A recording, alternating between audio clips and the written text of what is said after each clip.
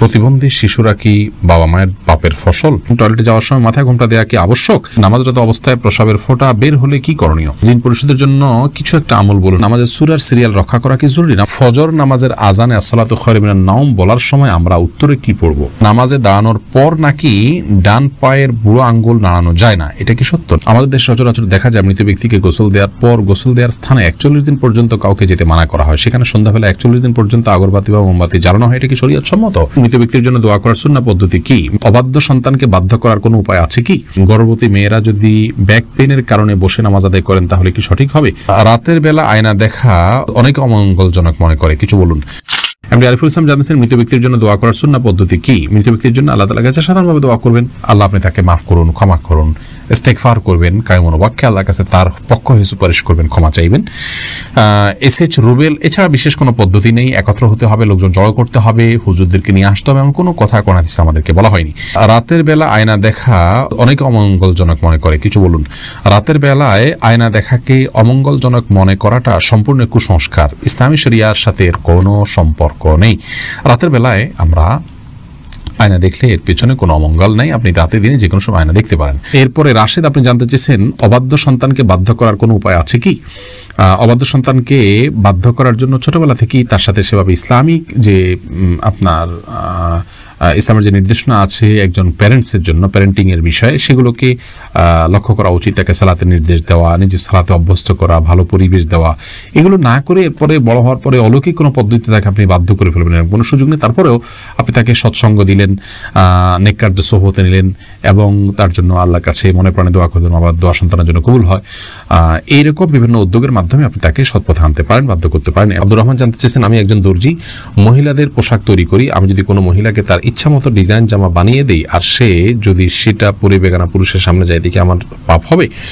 যদি এমন হয় যে পোশাকটা বানানোই হচ্ছে পাপের কাজের জন্য, আপনি জানেন, তাহলে সেক্ষেত্রে তাকে সহায়তা হবে তার সেটা তৈরি করে দিলে। সেজন্য এটি তৈরি করার ক্ষেত্রে আপনি ডিনাই করা উচিত, এতটুকু এখতিয়ার অধিকার আপনার থাকা উচিত এবং ইমানি গায়রত যেটাকে বলে, ইমানি আত্মসম্মান বোধ, সেটা আপনার থাকা উচিত।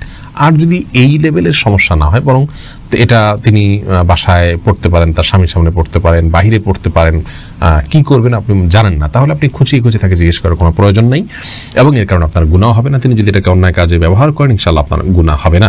এসএইচ রুবেল, আপনি জানতে চেয়েছেন এডি থেকে নামাজে দাঁড়ানোর পর নাকি ডান পায়ের বুড়ো আঙ্গুল নাড়ানো যায় না, এটা কি সত্য? না, এরকম কোনো কথা আমাদের জানা নেই, প্রয়োজন হলে নাড়ানো যেতে পারে।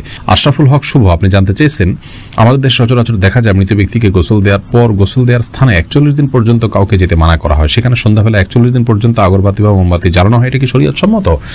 কোনো জায়গায় মৃত ব্যক্তিকে গোসল দেওয়া হলে সেখানে এই প্রথাটি আমাদের সমাজে অনেক ক্ষেত্রেই প্রচলিত আছে যে আগরবাতি বা মোমবাতি ইত্যাদি সেখানে আপনার জ্বালানো হয় এবং সন্ধ্যাবেলা 41 দিন পর্যন্ত এই কাজটি করা হয়। কেউ সেখানে যেতে চাইলে নিষেধ করা হয়। এটি সম্পূর্ণ কুসংস্কার এবং এ ধরনের বিশ্বাসগুলো শিরকি বিশ্বাস, কুসংস্কারচ্ছন্ন বিশ্বাস। এর বেশিরভাগই এসছে হিন্দু সমাজ থেকে। একজন মুসলমানের এই সমস্ত কুসংস্কারকে বর্জন করা উচিত। যেখানে গোসল দেওয়া হবে সে জায়গার বিশেষ কোনো বিধান নাই, সেটা অন্য 10টা জায়গার মতোই একটি জায়গা। খন্দকার ফয়সাল ইসলাম লিমন জানতে চেয়েছেন গর্ভবতী মেয়েরা যদি ব্যাক পেইনের কারণে বসে নামাজ আদায় করেন তাহলে কি সঠিক হবে? জি, দাঁড়া যদি স্বাভাবিক নামাজ পড়তে গেলে ব্যাক পেইন হয় তাহলে সেটা এবং সেটা অসহনীয় হয়, কষ্টকর হয়, রিস্কি হয়, তার জন্য পড়ে যাওয়ার আশঙ্কা থাকে, তাহলে তিনি ইনশাআল্লাহ বসে সালাত আদায় করতে পারবেন। যদি দাঁড়াতে পারেন তাহলে দাঁড়ানোর অংশটুকু দাঁড়ায় সালাত আদায় করবেন।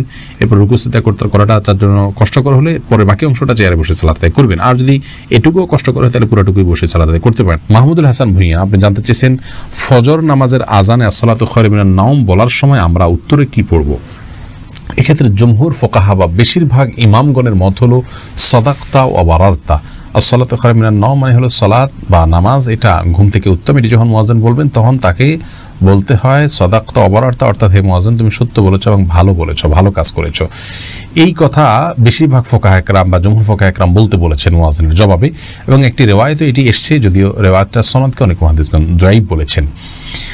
আর এই কারণে অন্য একদল উলামা একরাম বলেন যে আসসালাতু খায়রুম মিনান নাওম যখন বলবো আমরা মুয়াজ্জিন যখন আসসালাতু খায়রুম মিনান নাওম বলবে আমরাও আসসালাতু খায়রুম মিনান নাওম বলবো। এর কারণ হলো যে আসসালাতু খায়রুম মিনান নাওম এই বাক্যটি মুয়াজ্জিনের বাক্য। আর এক্ষেত্রে নবী আলাইহিস সালামের সাধারণ যে নির্দেশনা বুখারী মুসলিমে আসছে যে ফাকুলু মিসলা মা ইয়াকুল ইযা সামি'তুমুন নিদা, যখন তোমরা মুয়াজ্জিনের আযান শুনবে ফাকুলু মিসলা মা ইয়াকুল মুয়াজ্জিন, তখন মুয়াজ্জিন যা বলবে হুবহু তোমরা তা বলো। শুধুমাত্র হাইয়া আলাস সালাহ হাইয়া আল ফালাহর মধ্যে নবী আলাইহিস সালাম ওই হাদিসে লা হাওলা ওয়া কুওয়াতা ইল্লা বিল্লাহ বলতে বলেছেন। অতএব দুইটা বাদে বাকি সবগুলোতেই ওই হাদিসের সাধারণ যে নির্দেশনা সেটা অনুযায়ী আসসালাতু খায়রুন নাম শুনলে আসসালাতু খায়রুন নাম অর্থাৎ হুবহু এটা অনুকরণ করার নির্দেশনা দিয়ে থাকেন। আরিহা ইসলাম জানতে চেয়েছেন নামাজের সূরার সিরিয়াল রক্ষা করা কি জরুরি? নামাজের সূরার সিরিয়াল রক্ষা করা ফরজ বা ওয়াজিব নয়, তবে সূরার সিরিয়াল রক্ষা করতে পারলে সেটা ভালো। রক্ষা না করে কেউ যদি উল্টা পড়েন, অর্থাৎ প্রথম রাকাতে কথার কথা আলাম তারা পড়লেন, পরের রাকাতে তিনি ওয়াইউল্লাহ পড়লেন, উপরের দিকে গেলেন, তো এটাকে মাকরুহ বলেছেন ফুকাহা একরাম। কোরআনের আলো এর দিকে জানতে চাইছেন ঋণ পরিশোধের জন্য কিছু একটা আমল বলুন। ঋণ পরিশোধের জন্য সবচেয়ে বড় আমল হলো আল্লাহ তাআলার কাছে সাধারণভাবে দোয়া করবেন, চাইবেন, প্রার্থনা করবেন এবং আপনি সর্বোচ্চ চেষ্টা চালাবেন ঋণ পরিশোধের জন্য। আমাদের অনেক ভাইরা আছেন নিজের জমি আছে, স্থাবর অস্থাবর অনেক মূল্যবান সম্পদ আছে, সেগুলো দিয়ে ঋণ পরিশোধ করতে চান না। তিনি চান যে ঋণ পরিশোধের জন্য তার সাধারণ উপার্জন থেকে অনেক টাকা হয়ে যাক, অলৌকিকভাবে চলে আসুক, আর তিনি সেটা দিয়ে ঋণ পরিশোধ করে দিবেন। এটা সম্পূর্ণ ভুল একটা পদ্ধতি। আপনার ঋণ পরিশোধ করাটা আপনার জন্য ফরজ, এটা বান্দার হক। অতএব আপনার জমি থাকলে, সম্পদ থাকলে এগুলো বিক্রি করে আপনি ঋণ পরিশোধ করবেন এবং সেগুলো বিক্রি করার অপশন থাকলে বিক্রি করবেন। সেগুলো সব ধরে রেখে আপনি চাইবেন যে আল্লাহ তাআলা অলৌকিকভাবে আপনাকে টাকা দিয়ে দিক, সেটা দিয়ে আপনি পরিশোধ করবেন। এটা সম্পূর্ণ দুনিয়ার প্রতি আমাদের মোহ আছে এবং ঋণ পরিশোধের গুরুত্ব আমরা বুঝি না, সেটা স্পষ্টভাবে প্রমাণ হয় এমন একটি বিষয়। বিধায় এমনটি করা উচিত না। সেই সাথে ঋণ পরিশোধের জন্য কিছু দোয়া আছে, আল্লাহুম্মা কফিনি ফিনি বিহালালিকা আন হারামিকা ওয়াগনিনি বিফাদলিকা আম্মান সিওয়াক। আরও কিছু দোয়া আছে, ইউটিউব বা ফেসবুকে সার্চ দিলে আমাদের অনেকগুলো ভিডিও আছে, দেখে নিতে পারবেন। সেগুলো আপনি আল্লাহর কাছে সাধারণভাবে পাঠ করবেন, ইনশাআল্লাহ সেই দোয়াগুলো পেশ করবেন। চৌধুরী জানতে চেয়েছেন অজু করা অবস্থায় দাঁত ব্রাশ করলে কি অজু চলে যায়? না, এতে অজু যাবে না। এমনি সালাহুদ্দিন জানতে চেয়েছেন নামাজরত অবস্থায় প্রস্রাবের ফোঁটা বের হলে কি করণীয়?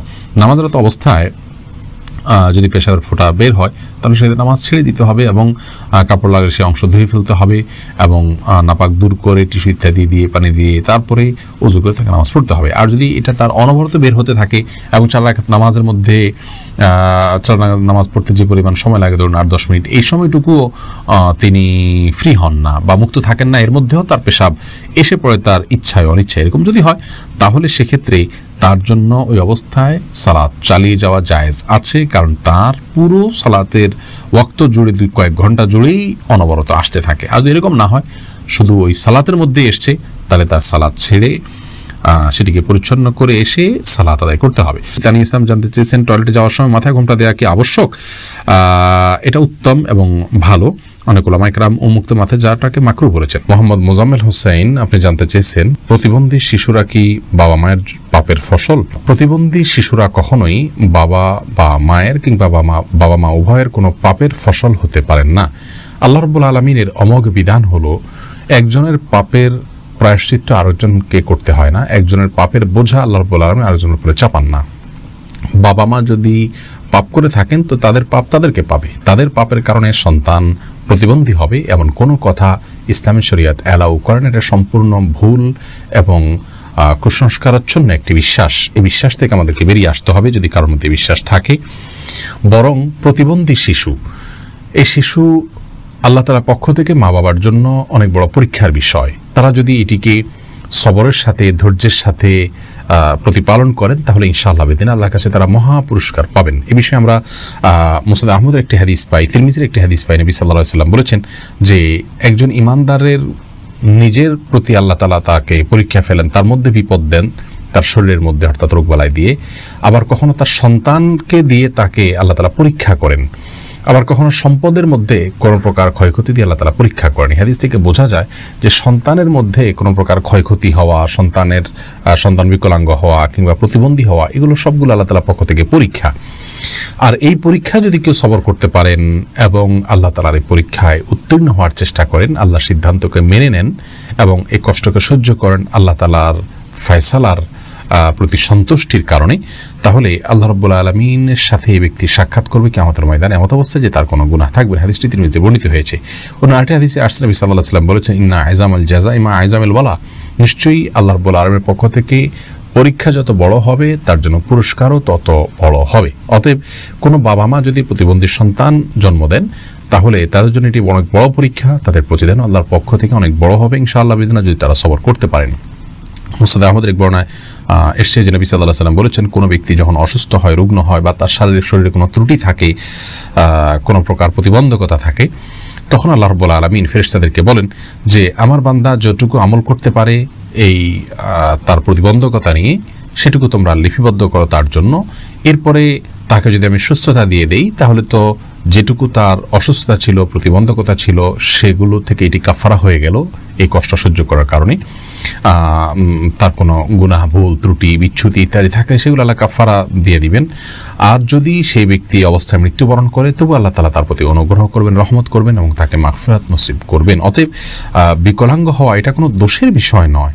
আর সন্তান বিকলাঙ্গ হলে সেটা বাবা মার পাপের ফসল, এই কথাটি মূর্খতা সুলভ কথা। এর সাথে কোরআন হাদিসের কোনো সম্পর্ক